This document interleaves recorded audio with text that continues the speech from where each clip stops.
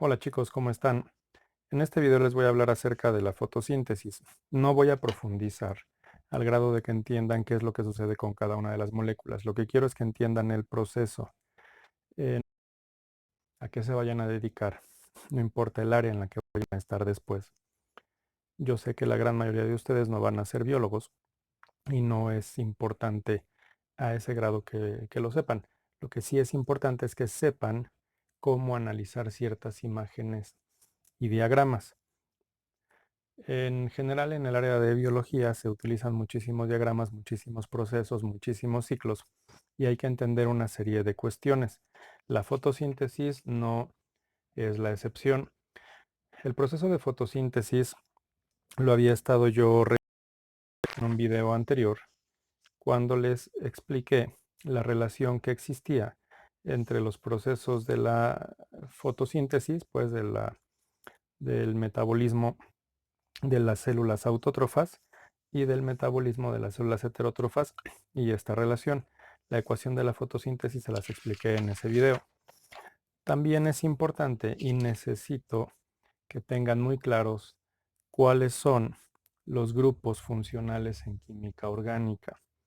Los grupos funcionales se los expliqué en un video. También les dejo aquí la tarjeta para que puedan ir a ese. Pero necesito que los manejen bien porque lo que voy a ir comentando dentro de este video tiene que ver con ciertas cosas de esos grupos funcionales. Si ustedes no entienden algunos de esos procesos, no lo van a entender tan fácilmente. Cuando hablé también acerca de proteínas, les hablé de los tipos de proteínas que se llaman enzimas y les decía yo que las enzimas tenían una serie de funciones. También ya existe un video de las enzimas aquí en el canal. Ahora bien, ¿qué es lo que sucede con la fotosíntesis? Yo, dentro de este video en el que les estaba yo explicando las diferentes estructuras que tenían que ver con el proceso de fotosíntesis, les hablé de los cloroplastos y de unas estructuras internas que se llamaban tilacoides. Se los expliqué y les comentaba yo que dentro de un cloroplasto, que era como una bolsita, encontraban ustedes una serie de estructuras que podían ser más o menos semejantes a monedas y que estaban interconectadas entre sí. Cada una de esas pequeñas monedas es un tilacoide y el conjunto de esas monedas apiladas es una estructura que se llama grana. Hay un espacio en el que podría decirse que no hay nada, es un líquido interno que se conoce como estroma. Digamos que esos tilacoides o ese grana está flotando, perdón, en el interior de estos cloroplastos. Los cloroplastos son estructuras que son muy, eh, bueno, son muy antiguas, y esto viene en temas más adelante, pero se cree que son estructuras que eran bacterias que ya hacían ciertos procesos de fabricación de alimento y eventualmente se juntaron o fueron comidas por alguien más, por otro ser vivo, y se quedaron viviendo dentro de él, no fueron digeridos. Pero bueno, esto es tema de otra cosa. El asunto es que dentro de la membrana de estos tilacoides, nosotros encontramos algunas biomoléculas básicas de las que también ya hemos hablado en momentos anteriores. Estas estructuras redonditas amarillas con unas patitas son lípidos de diferente forma. Hay unas proteínas que atraviesan la membrana, se les llaman proteínas transmembranales porque atraviesan una membrana. Hay proteínas intermembranales que están en el interior de la membrana y estas proteínas tienen algunas funciones. Algunas de estas proteínas son enzimas. ¿Qué es lo que sucede con la fotosíntesis? Yo les comentaba, otra vez regresando a este video, que se necesita la luz dentro de la ecuación de la fotosíntesis porque la luz se encarga de proveer un grado de energía, pero la luz no es una luz global que implique todos los espectros de la luz, desde el ultravioleta hasta el infrarrojo. No, no se trata de eso. Cada uno de esos colores de la luz tiene una longitud de onda diferente y de la longitud de onda yo hablé en un video que se trató del microscopio y del funcionamiento de las partes del microscopio. Voy a ver si les puedo poner aquí otra tarjeta porque creo que YouTube limita a 5, pero no sé si ya llevo 6. Pero bueno, si no lo buscan aquí en el canal. ¿Qué pasa con las longitudes de onda? Existen dos proteínas que están en la membrana del tilacoide y aquí voy a hablar de la fase luminosa. Les comentaba yo que la fotosíntesis consta de dos partes, una fase luminosa que utiliza la luz del sol y una fase oscura que ya no utiliza la luz del sol, utiliza la energía que se generó a partir de la fase luminosa. Este diagrama que está aquí, yo sé que está en inglés, no importa, lo importante es entender el diagrama. Consta de dos estructuras que están aquí en color verde. Una dice PS1 y otra dice PS2. PS son las iniciales de fotosistema, bueno, en inglés, fotosistema 1 y fotosistema 2. Se nombraron de esa manera por el orden en el que se fueron descubriendo. Es un sistema porque están conectadas una serie de proteínas y enzimas que se encargan de llevar a cabo un cierto proceso. Aquí están conectadas con un complejo junto con este fotosistema junto con unas enzimas, y aquí hay otras proteínas intermembranales, transmembranales que les estaba yo comentando. ¿Qué es lo que sucede aquí? La luz del sol tiene muchas longitudes de onda, por eso podemos descomponerlo en la forma del arco iris. Sin embargo, las plantas solo pueden utilizar, bueno, esto es como más genérico, pero está dentro de ese rango, dos longitudes de onda. El fotosistema 1 absorbe una longitud de onda y lo pueden encontrar aquí en la parte superior, que dice P700, 700 nanómetros, y la P680, que es una longitud de onda a 680 nanómetros. Ahora bien, hay una diferencia de 20 dígitos. Esa diferencia hace que la longitud de onda tenga una diferente cantidad de energía. Las ondas que son más cerradas o que son más pequeñas tienen una mayor cantidad de energía que las ondas que son más abiertas, que eventualmente su energía es un poquito menor. Entonces, el fotosistema 2 recibe un rayo de luz, reacciona como una especie de antena. Si ustedes se pueden imaginar a Hulk, o bueno, no sé si les gusta Marvel, a lo mejor les gusta DC Comics, pero ¿quién es el equivalente de Hulk en DC Comics? No sé, me lo ponen ahí en los comentarios si quieren. Eh, este fotosistema recibe la luz como una especie de antena y empieza a vibrar, empieza a aumentar su energía. ¿Y qué es lo que sucede? Bueno, en el interior del cloroplasto, yo les había hecho referencia que la planta, y voy a retomar otra vez este dibujito, que la planta toma el agua por las raíces y la lleva hacia el resto de las estructuras de la planta, en este caso hacia las hojas. El dióxido de carbono entra hacia las hojas y esta agua llega al interior del cloroplasto, lo mismo el dióxido de carbono. Pero ¿qué es lo que sucede con el agua? Pues que este querido fotosistema 2, ya todo alborotado, todo alterado, rompe una molécula de agua y la divide en dos iones, el ion hidronio, H+, y una molécula de oxígeno. Lo está rompiendo. Empieza a romperlo. Es una especie como de Hulk que se alborota y rompe el agua en dos. Dice, ya no quiero, vámonos. ¿Y luego qué sucede? Pues que en el interior de la membrana del tilacoide, esta es la parte interna del tilacoide, se empiezan a acumular un montón de iones de hidrógeno. Empiezan a acumular. Y esto genera que se haga una carga, digamos que positiva en el interior del tilacoide. Esta otra estructura, que se llama ATP sintasa, aprovecha estas cargas y digamos que es una especie de cañón. Lanza el electrón, o bueno, este ion hacia afuera de la membrana, hacia el exterior, donde esta energía con la que sale el ion hidronio hace que se pegue un grupo fosfato a una molécula de ADP. ADP significa que tiene dos fosfatos, adenosin difosfato. Al agregarle un tercer grupo fosfato a la molécula de adenosin, se convierte en adenosin trifosfato, ya tiene tres fosfatos. Mientras más fosfatos tenga, aquí este es el límite, tiene más energía. Digamos que aquí el ATP tiene más energía que el ADP. Pero ¿quién hace que se pegue el fosfato? Pues estos iones de hidrógeno que están saliendo por la ATP sintasa. Sintasa, si ustedes ubican, es una enzima y ya les había yo comentado que todas las enzimas terminan en asa. Por ejemplo, aquí tenemos otra enzima marcada que es una reductasa. Reductasa, ¿qué va a hacer? Va a ser una reacción de reducción. Y bueno, en general, ¿qué sucede? Bueno, se rompió el agua. ¿Y este oxígeno qué? ¿Se queda por aquí abandonado? Sí, en el interior del tilacoide, porque se va a utilizar en otra serie de procesos.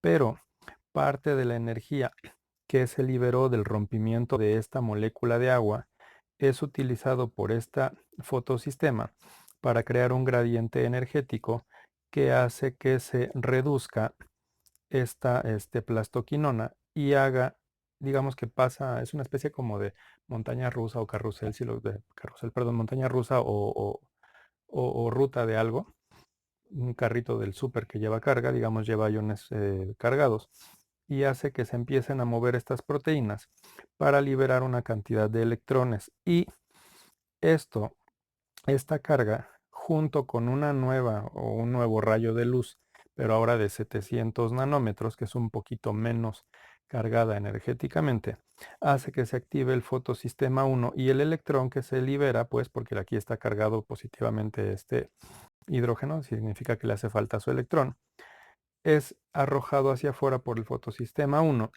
y aquí es donde empieza la reducción con este electrón que está saliendo de la membrana del tilacoide. No quiero que se hagan bolas con esto. Lo que quiero que entiendan es que una vez que se rompe el agua pasan dos cosas. Empieza una serie de traslado de estos electrones, un electrón que empieza a pasar por todas estas estructuras que están conectadas al fotosistema 2 y van a llegar a llevar el electrón hacia el fotosistema 1 para que los iones positivos del hidrógeno que se habían quedado en el interior y que fueron expulsados por eh, la ATP sintasa para pegar la ATP, estos iones se quedan afuera, se empiezan a juntar con este electrón y al hacer esta, digamos que esta unión otra vez, ¿qué está pasando? Se empieza a cargar, algunos de estos iones empiezan a cargarse de, bueno, esta es otra molécula energética, el NADP, que se protona y entonces se convierte en NADPH. Aquí, las moléculas energéticas que son importantes de lo que se forma dentro del fotosistema, perdón, dentro de la fase luminosa, son el ATP y el NADPH. ¿Qué es esto o qué significa esto? Son estructuras energéticas que se forman a partir de la ruptura del agua. Y esta nueva energía, ahora ya no es energía luminosa, que esa es la que estaba acá, es energía química, llega a un segundo proceso, que es la fase oscura de la fotosíntesis. La fase oscura la pueden encontrar en diagramas de este tipo y se le conoce como fase oscura o ciclo de Calvin. Pueden encontrar muchos tipos de esquemas, todos tienen exactamente lo mismo. Aquí están desglosadas las moléculas, aquí solamente están representadas por puntitos y bolitas de carbonos. Aquí están representados en negro los carbonos, en blanco los hidrógenos, en rojo los oxígenos. Pero, ¿por qué quería yo que repasaran lo de sus grupos funcionales? Bueno, ya sabemos que el agua se utilizó en la fase luminosa y generó sus moléculas energéticas. Esto se va a estar repitiendo constantemente mientras haya luz. La planta va a estar produciendo moléculas energéticas, pero no es producción de energía infinita. Necesita tener, obviamente, el agua y necesita tener una serie de nutrientes para poder formar esas estructuras energéticas. Si la planta no toma los nutrientes del suelo y del aire, todos esos gases, no va a poder formar esas estructuras energéticas. ¿Y qué va a pasar aquí? Pues que una vez que se formaron estas estructuras energéticas y también dentro del mismo cloroplasto, entra el dióxido de carbono, lo que ustedes llaman CO2, es un anhídrido carbónico. Lo voy a enseñar primero en este esquema de bolitas de acá, pero el ciclo de Calvin está nombrado en nombre por un investigador que se apellidaba Calvin, Melvin Calvin, era un investigador gringo que se encargó de ir marcando con isótopos radioactivos.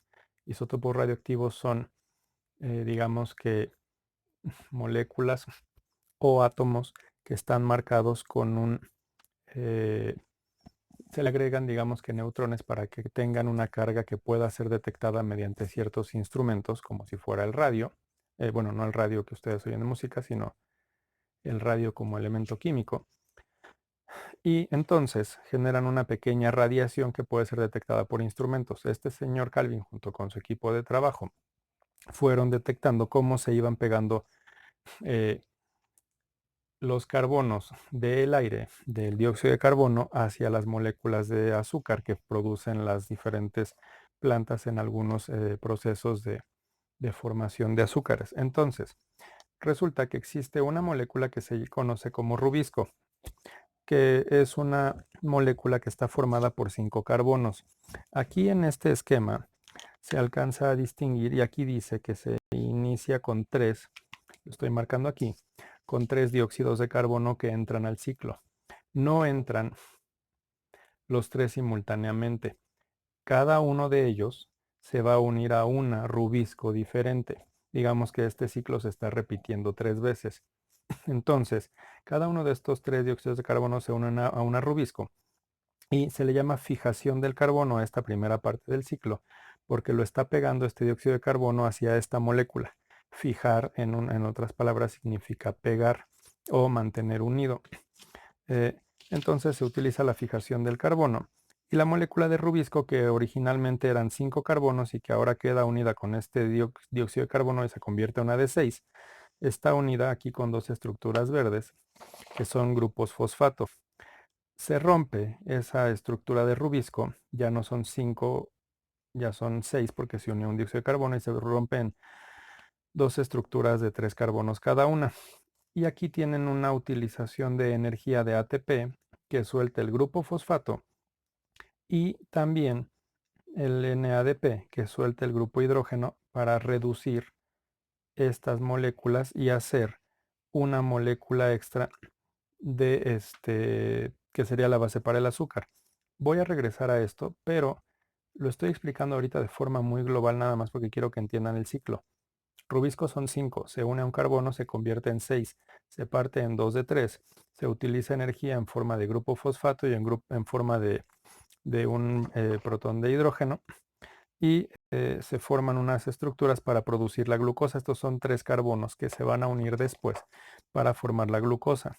Y entonces se empiezan, de estas 2 estructuras solo se forma una por cada uno de los dióxidos de carbono.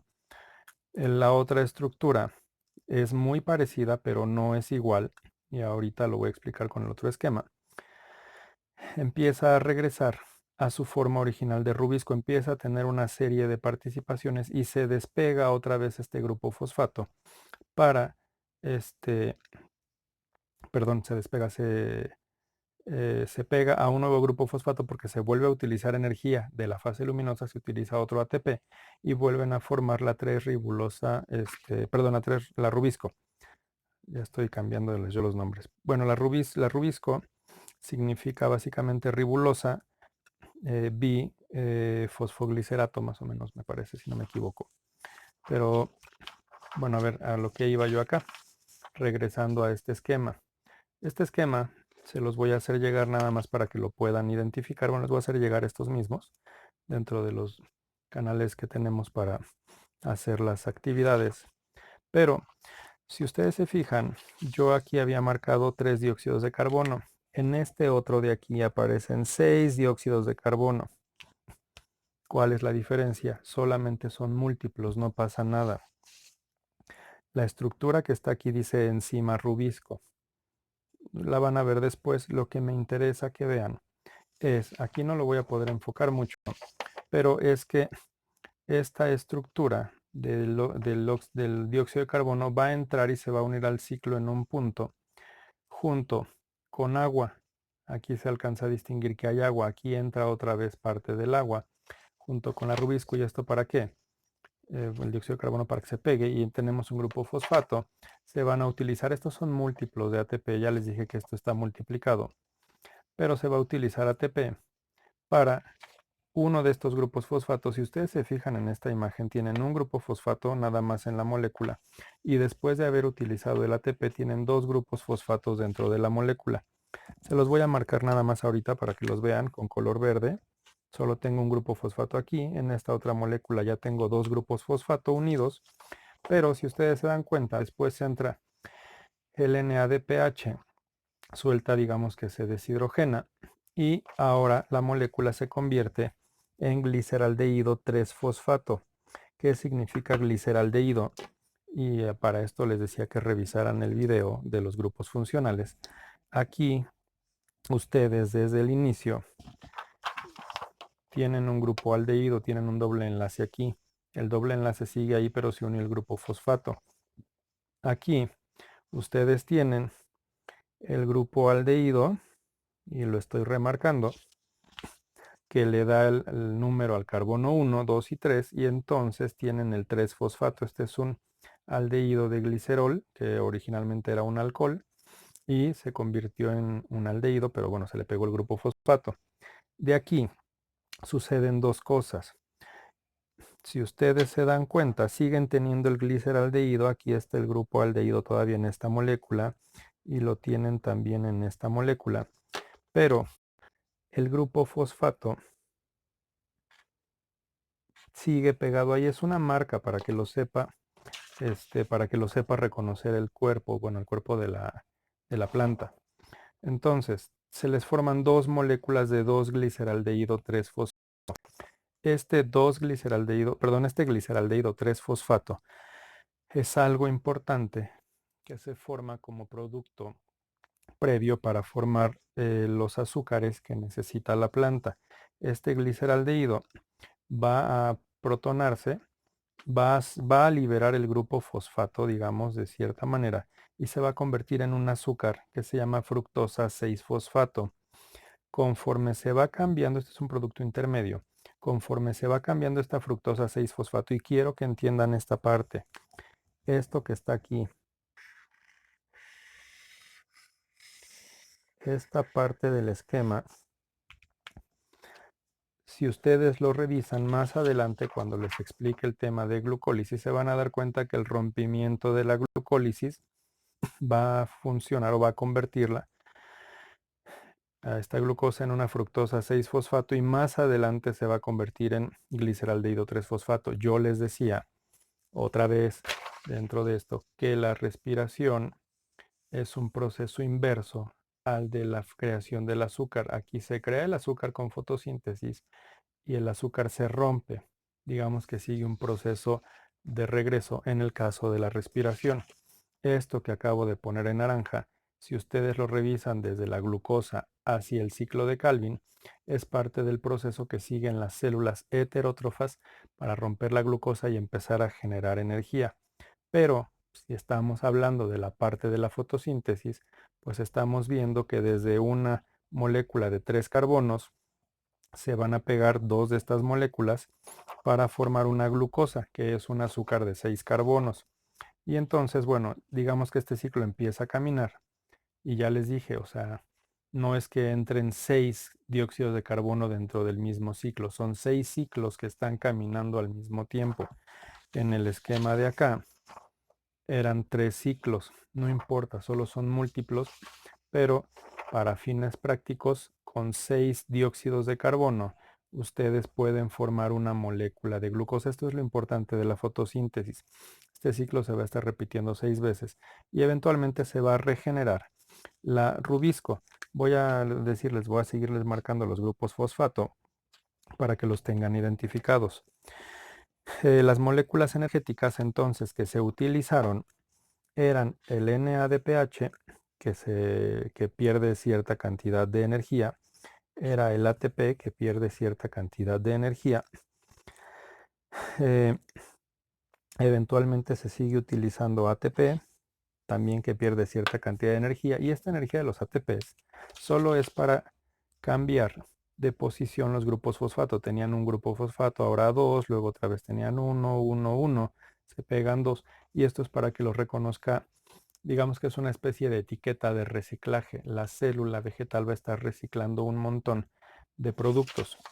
Ahora, nada más como de forma muy general, este esquema que está aquí en la parte de abajo tiene exactamente lo mismo. Primero se pega el carbono, el dióxido de carbono entra y entra a una vía metabólica.